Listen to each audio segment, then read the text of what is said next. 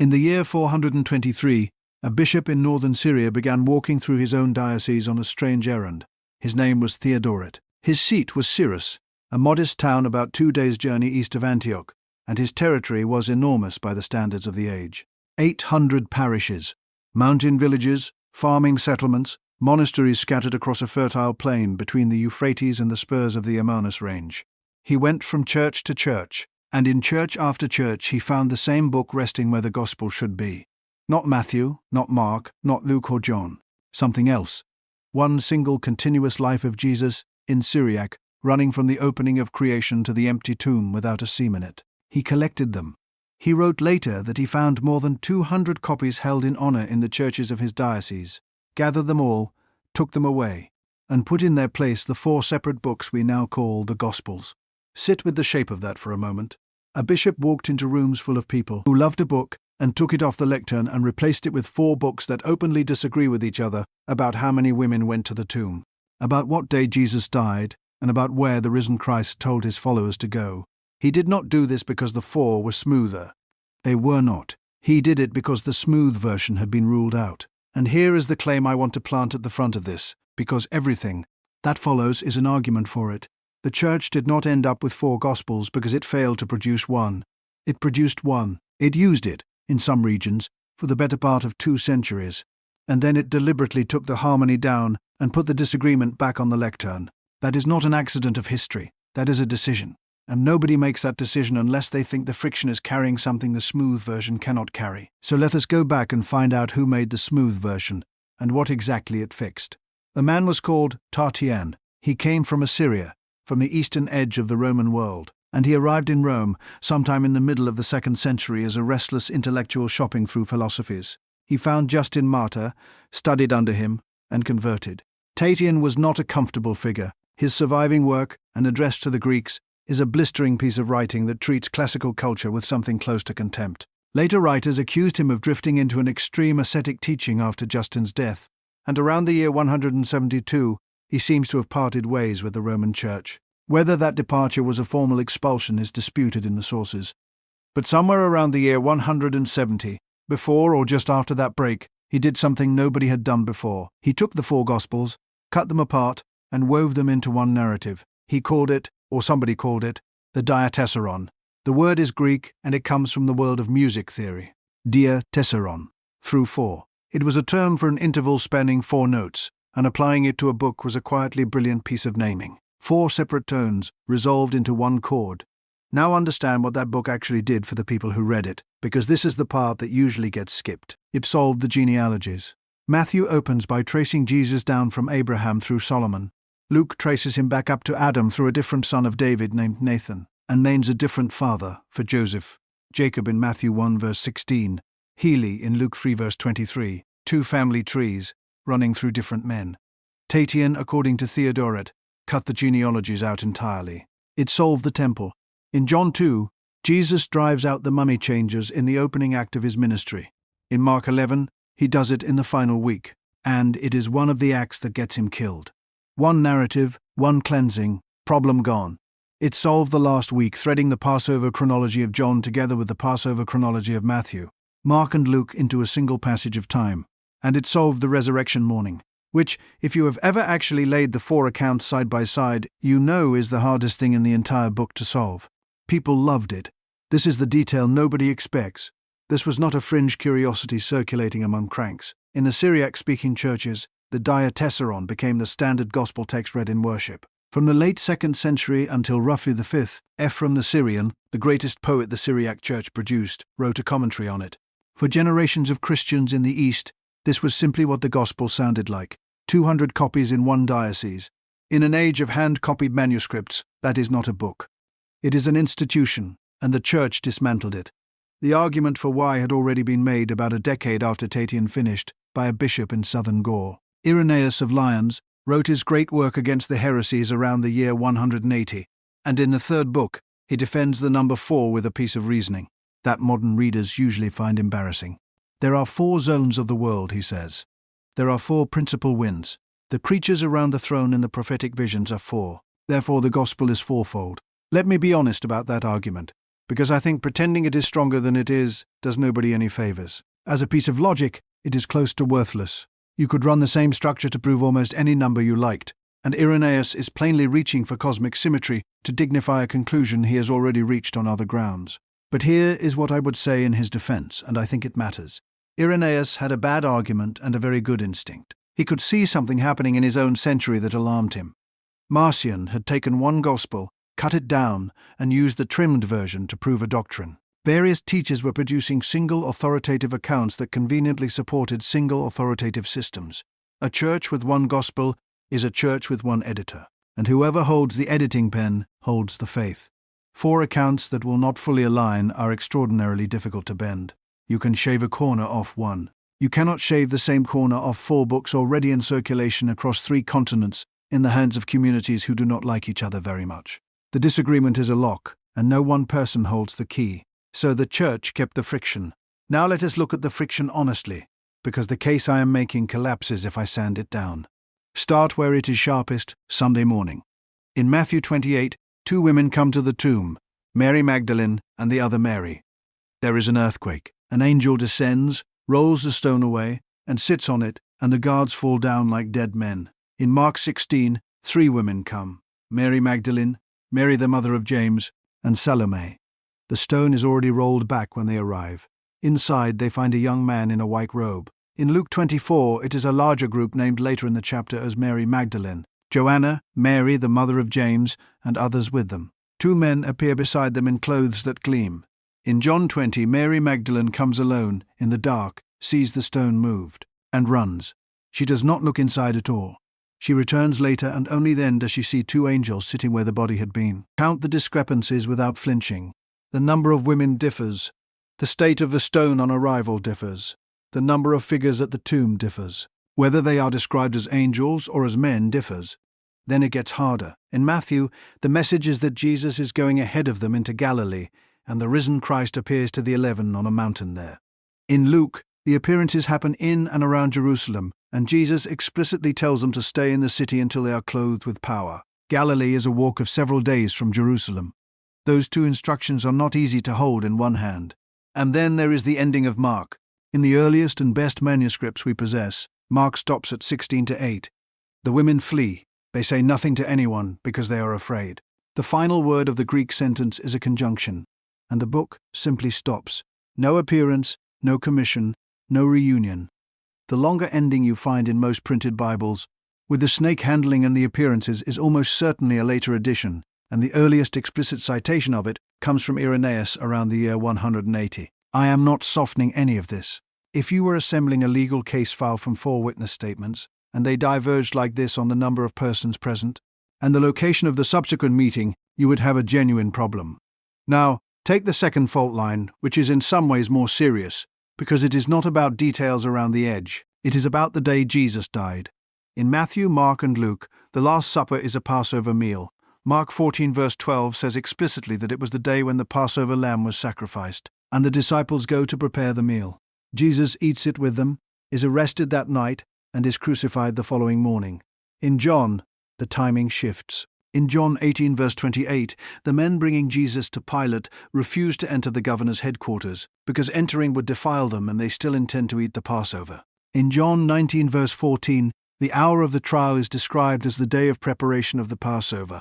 Read at face value, that puts the crucifixion before the Passover meal, not after it, which means that in John's account, Jesus is dying at approximately the hour the lambs are being killed in the temple. And John has been preparing you for exactly that since his first chapter, where John the Baptist points at Jesus and calls him the Lamb of God.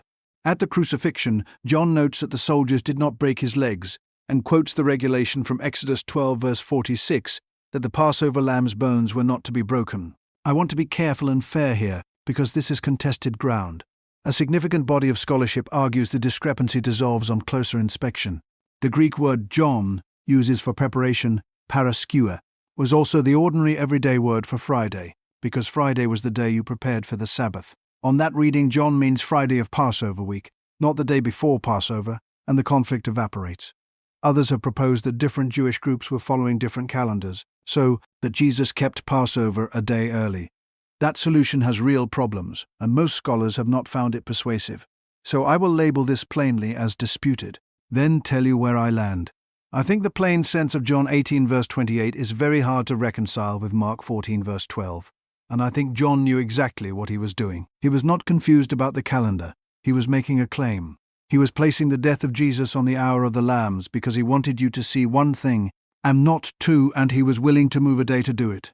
That is not the behavior of a man who has lost his notes. That is the behavior of an author. And this is where we have to talk about what kind of book these people thought they were writing. Because almost every argument about gospel contradictions on the internet is being conducted with a completely anachronistic assumption sitting underneath it. The assumption is that a truthful account of a historical event must be a chronological transcript, and that any rearrangement is a lie. Nobody in the first century believed that. In 1992, a British scholar named Richard Burridge published a study asking what literary category the Gospels actually belonged to. He began the project intending to disprove the suggestion that they were Greco-Roman biographies. The data changed his mind, and the book he ended up writing shifted the consensus of an entire field. The Gospels sit inside a recognized ancient genre. Bios. The life. Same family as Plutarch's parallel lives, Tacitus on Agricola, Suetonius on the Caesars. And ancient biography had rules. They were taught. The rhetorical handbooks used in Greco-Roman education, the progymnasmata associated with teachers like Theon and Hermogenes, explicitly instructed students in how to retell a story, how to compress it, expand it, transpose it, sharpen it. Michael Licona made this concrete in a study published in 2016. He found roughly 36 episodes that Plutarch narrated more than once across his own biographies, the same author telling the same event, often using the same sources. Then he catalogued how the versions differed. Plutarch compresses time, collapsing events that took months into a single scene. He transfers a saying from one person's mouth to another's. He spotlights one figure so completely that others present simply vanish from the narrative. He inverts the order of events for dramatic effect. He simplifies numbers.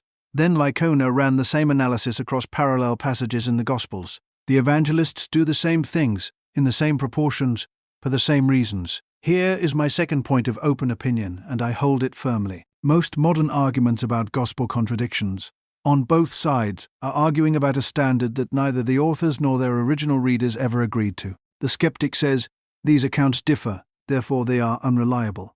The defender says, these accounts cannot differ, therefore let me explain how they secretly do not. Both are holding a first-century document to the evidentiary conventions of a 21st-century deposition, and then fighting about the results. An ancient reader picking up Luke did not think he had been handed a stenographer's record. He thought he had been handed a life, composed by someone with a case to make, and he expected the shaping. The shaping was not the deception. The shaping was the genre, which brings us to the Greek, because the titles of these books have been quietly telling us this for 1800 years, and almost nobody reads them. The word euangelion means good news, an announcement of victory. Notice what it is not. It is not the word bios, life. It is not a name. The books were not titled The Life of Jesus, and the second word in the title is the one that carries the whole argument, kata, according to, the Gospel according to Matthew, the Gospel according to Mark, not the Gospel of Matthew, as though Matthew owned a private version. The Gospel, singular, one announcement, as Matthew tells it. One of the earliest surviving fragments of a Gospel title, dated to the late 2nd or early 3rd century, already carries that exact formula. And the German scholar Martin Hengel argued at length that these titles are early rather than late, precisely because we never find these books circulating under competing names, which means the Church's own filing system was a confession. There is one gospel, there are 4 tellings. The disagreement is built into the label on the cover. There is a second Greek word worth knowing here, and it comes from the oldest surviving comment anybody made about how these books were composed. Papias was a bishop in Hierapolis, in what is now Western Turkey, writing somewhere around the year 110 to 130. His work is lost. We have fragments, mostly because Eusebius quoted him in the 4th century. Papias reports something he heard from an elder about Mark. Mark, he says, had been Peter's interpreter and wrote down accurately what he remembered of the things said and done by the Lord, but not in order. The Greek is ou taxē. Taxis means arrangement, sequence, ordered deployment. It is a word with a military edge to it, the ordering of ranks. Read that carefully. The earliest surviving statement about how a gospel was written is a statement that it is accurate but not sequential, and Papias is not apologizing.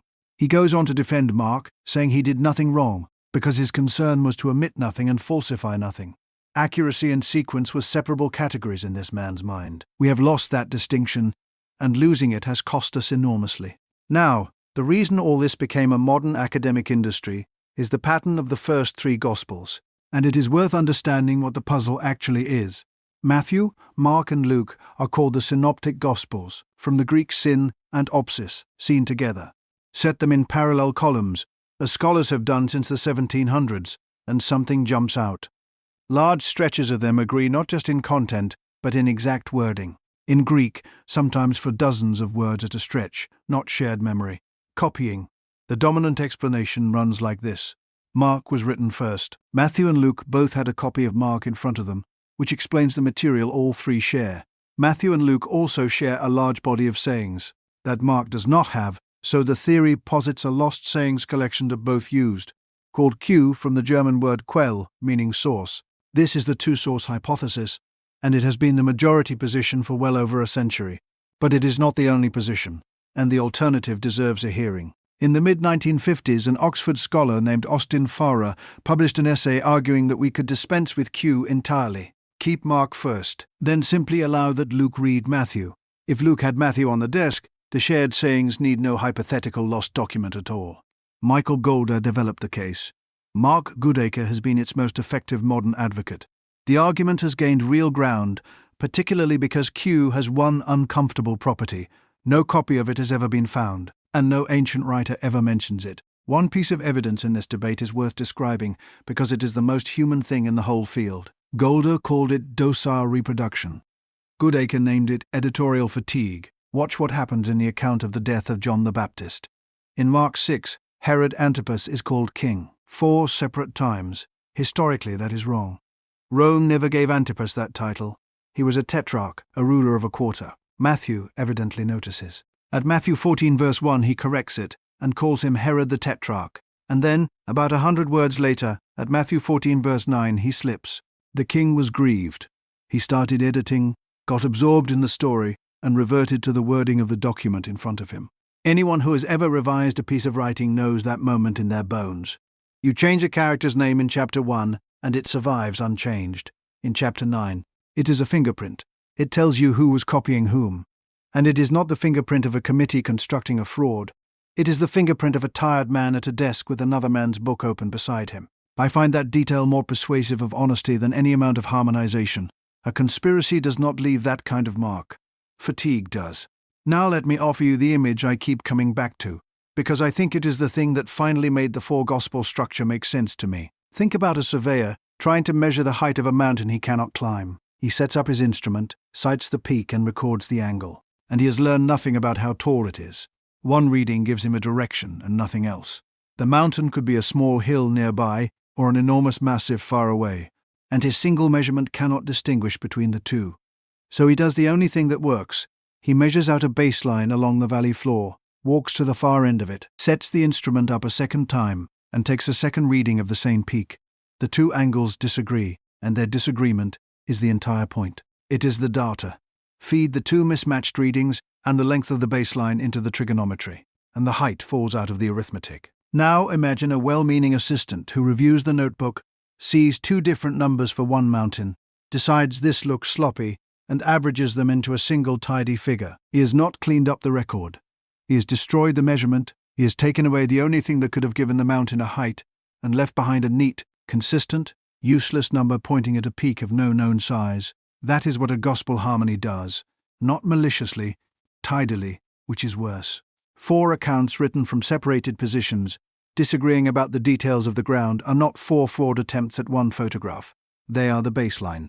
The distance between them is what gives the figure at the center any depth at all. And this is precisely why the fourth gospel moving the Passover by a day is not vandalism. John is standing at the far end of the baseline. His angle is different, because his position is different, and if you drag him back to stand where Mark is standing, you lose the measurement. Which brings us to the Church Fathers, who were not stupid and who saw all of this long before the modern academy did. Origen of Alexandria, writing in the first half of the 3rd century, is the most startling. In the 10th book of his commentary on John, he comes to the temple cleansing, and does something almost no preacher today would risk. He states flatly that taken at the level of plain historical narrative, John and the other three cannot be reconciled here. He does not hedge. He says that anyone who admits nothing but the history in their reading will not be able to show that these statements agree. His solution is to move upward, into what he called the anagogical or spiritual sense, where the deeper meaning holds even where the surface record will not line up. He goes so far as to say that the spiritual truth was sometimes preserved in what looked, on the material level, like falsehood. An extraordinary sentence for a church father to write. And I raise it not because I think Origen's solution is the right one. His allegorical method has real weaknesses, and later generations rightly pulled back from it. But to make a simple historical point, the problem is not new. It is not a discovery of the 18th century Enlightenment or the modern skeptic. It was noticed, named, and wrestled with by a devout Christian scholar in Egypt within 2 centuries of the events. Around the year 400, Augustine of Hippo took the opposite road. He wrote 4 books under the title On the Agreement of the Evangelists, and it may be the most laborious project he ever attempted. His motivation was apologetic and specific. Pagan critics, Augustine names the Neoplatonist philosopher Porphyry, who had written a formidable attack on Christianity a century earlier, were pointing at the gospel discrepancies to argue that the disciples had invented a divine Jesus their master never claimed to be.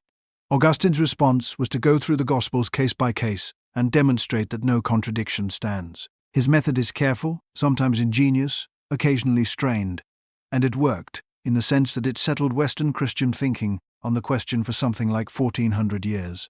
There is a story from the late 19th century that captures how completely it settled it. The Archbishop of Paris, confronted with the new critical scholarship coming out of Germany, is said to have dismissed it in a sentence, "There are no contradictions in the Gospels because Augustine explained them. Here is my third opinion, and it is the one I expect some viewers to disagree with. I think harmonization is a legitimate tool that becomes destructive at a certain concentration. Reconciling 2 accounts is often reasonable. Different witnesses mention different women. Neither claims to be giving a complete list, not a contradiction, selection. And pointing it out is fair, but there is a point past which the harmonizing impulse stops serving the text and starts replacing it. When the reconstruction requires Peter to have denied Christ 6 times, so that every account can be literally true in sequence, something has gone wrong. You have not defended 4 Gospels. You have written a 5th one, containing events no evangelist reports, and you are now defending your own composition. And that 5th Gospel has a cost that is almost never counted. It flattens the 4. Mark's stark, terrified ending gets absorbed. John's lamb chronology gets neutralized into a calendar footnote. Matthew's mountain in Galilee and Luke's locked room in Jerusalem get stitched into a travel itinerary, and both scenes lose the theological weight their authors gave them. You end up with a smoother book and a smaller Jesus, which is exactly what Tatian produced, and exactly what Theodoret carried away. Because once you stop demanding that the 4 say the same thing, you can finally hear what each of them is actually saying, and they are not saying the same thing, and they were never trying to. Mark gives you a Jesus who is constantly moving, constantly misunderstood, who tells people to be quiet about who he is, and who dies with a cry of abandonment on his lips, while the disciples are somewhere else entirely. Mark's Gospel ends with frightened women running from a tomb and telling nobody. If you are looking for a book that takes seriously how terrifying this was, it is that one. Matthew gives you a new Moses, a child threatened by a king who kills infants, carried down into Egypt and back out again, delivering law from a mountain, structured around 5 great blocks of teaching. Matthew is writing for people who need to know that this is not a break with the Hebrew Scriptures, but their fulfillment. Luke gives you the outsiders. The shepherds get the announcement. The Samaritan is the hero. The prodigal is welcomed. The tax collectors keep showing up at dinner. Luke's Jesus is constantly in the wrong social company, on purpose. John gives you the Word who was with God in the beginning. 7 signs. 7 declarations beginning with I am. A Jesus who speaks in long, spiraling discourses that sound nothing like the crisp sayings of the other 3, and who dies at the hour of the lambs. 4 portraits. 4 angles on the baseline, and the depth of the figure they are all pointing at exists only because they refuse to fully agree. I want to end back in Syria, in the churches Theodoret walked through, because the more I sit with that scene, the stranger and more moving it becomes. Those congregations had been hearing the smooth version for generations. Their grandparents had heard it. Ephraim had written poetry about it, and a bishop came and took it away, and handed them 4 books that would immediately raise questions their old book had answered for them. Some of them must have asked why. Some of them must have been angry. And the answer, whether or not Theodoret could have articulated it in these terms, is the one thing this whole conversation has been circling. The Church chose to preserve the seams. It chose 4 books that argue with each other over 1 book that does not, and it made that choice knowing exactly what it was giving up. Step back far enough, and the scale of that decision is remarkable. A young religious movement spread across an empire under intermittent persecution, with every institutional incentive to present a single unified account, and it declined. It kept 4 voices that could be quoted against each other, and it has spent 2,000 years being asked about the discrepancies as a result. I do not think that is a failure of nerve. I think it is the opposite. A God who wanted to be summarized would have given us a summary, something clean, something that fits on a page and can be checked for internal consistency in an afternoon. What we were given instead is 4 men writing in different decades, in different cities, for different congregations, in a Greek of wildly varying quality, remembering the same 3 years and refusing to sound like each other. Which is what happens when something real passes through human beings. It does not come out identical on the other side, it comes out with fingerprints on it. The disagreement is not the flaw in the record. The disagreement is the evidence that the record was made by people who were actually there, or 1 step removed from people who were and who were not coordinating their stories. The Church put the disagreement back on the lectern, and it is still there in every pew Bible in the world, waiting for somebody to notice. So here is what I would suggest, and it is the only thing I will ask of you. Do not start with a commentary. Do not start with an apologetics website or a skeptics video, including this one. Take one evening, open the final chapter of Matthew, then Mark, then Luke, then the last 2 chapters of John, and read them straight through in a row without stopping to reconcile anything. Let the differences stand exactly where they fall. Notice which one frightens you. Notice which one you had never actually read to the end. Then ask yourself the question Theodoret's congregations must have asked when the old book disappeared from the lectern. What is being measured here that no single reading could have given me?